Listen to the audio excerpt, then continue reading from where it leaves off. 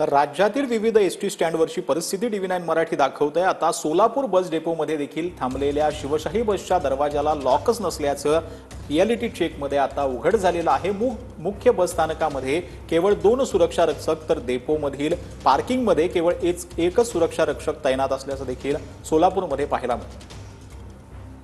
आज दिवसभर त्यावरती वेगवेगळ्या पद्धतीच्या प्रतिक्रिया ज्या आहेत त्या देखील पाहायला मिळालेल्या होत्या।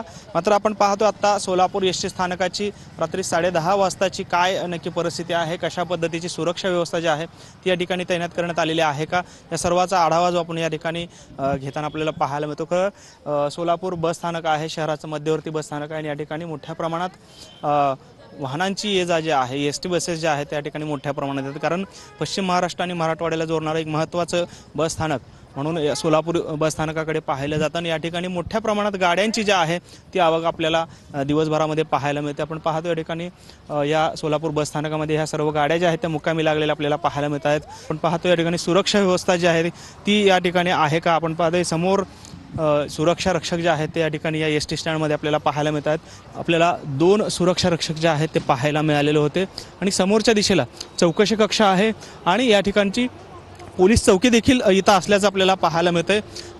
इथली जी सुरक्षा व्यवस्था जी आहे ती केवळ 2 सुरक्षा रक्षकांच्या जीवावर इथल्या प्रवाशांचं एकंदरीत इथं थांबणं असणार आहे का, असा देखील प्रश्न या संपूर्ण घटनेच्या निमित्ताने आपल्याला पाहायला मिळतोय। कॅमेरामन विजय आवटेसह सागर सुरवसे, टीव्ही9 मराठी, सोलापूर।